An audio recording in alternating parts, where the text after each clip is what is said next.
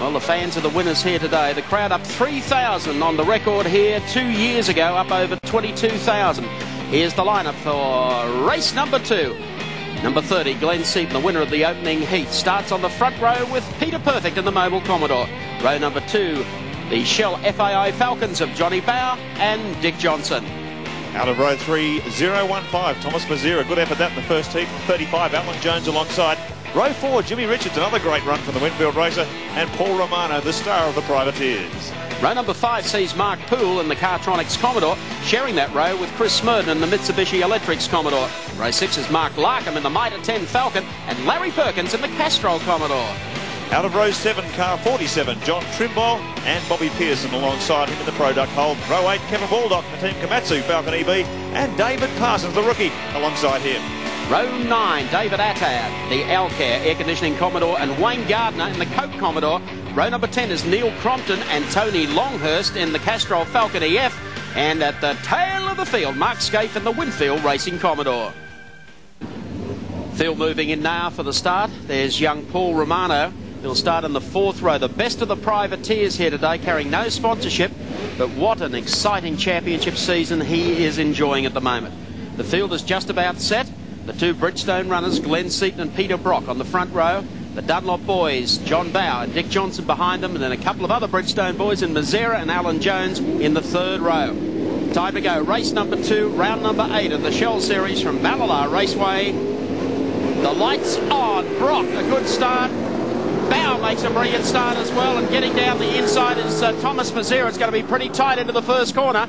Shuttle, it's 1-2 as the Bridgestone runners into the left-hander. Glenn Seaton followed by Peter Brock. John Bowers next, and then it's Dick Johnson, and the rest of the field get through the first 2 turns without incident. Very good start by Glenn Seaton, the best he's had all weekend. I think we can expect a much stronger run from John Bower in this second heat. The Shell team experimented with a new front brake caliper setup in the first heat. It boiled the fluid and he was in all sorts of brake problems.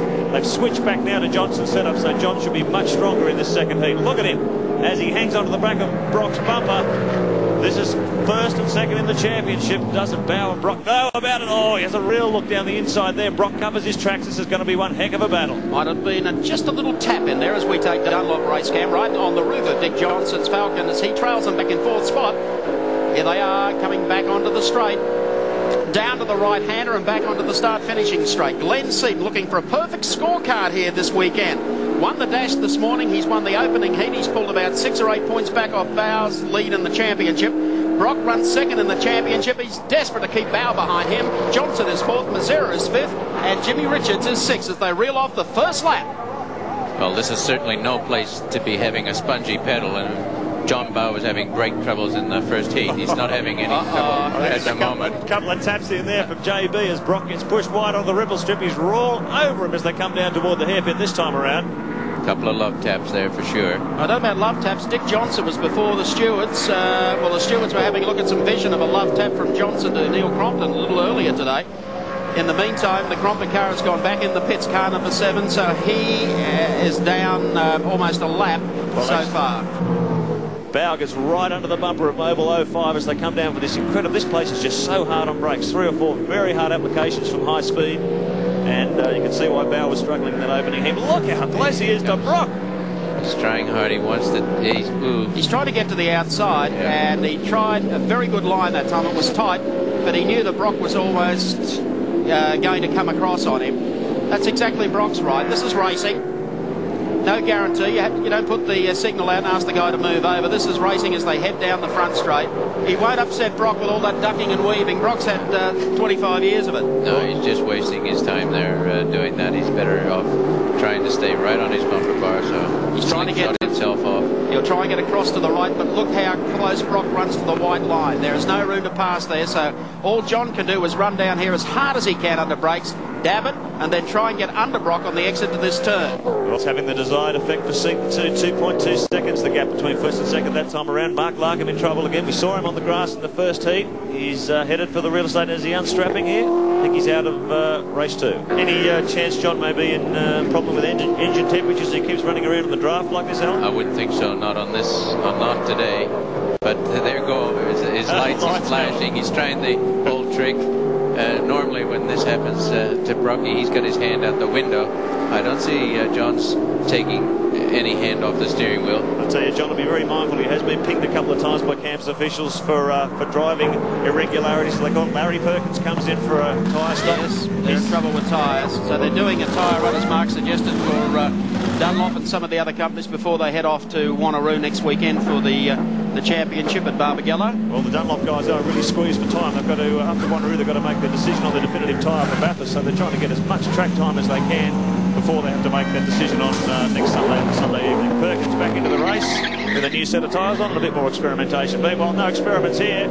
This is fist to fist, car versus car, and Bow hasn't been able to do anything about it over these last 6.5 laps. And Seaton really hasn't got away all that far from them. They're still within striking distance. Oh, look at this. Here John Bow gets a little tap there. He tried to push up on the inside of Brock, but no, thank you, John. He's really giving him a workover, but Brock really held his ground there. I think he launched out of the corner perhaps a little bit faster than John may have expected, and he found himself in no man's land.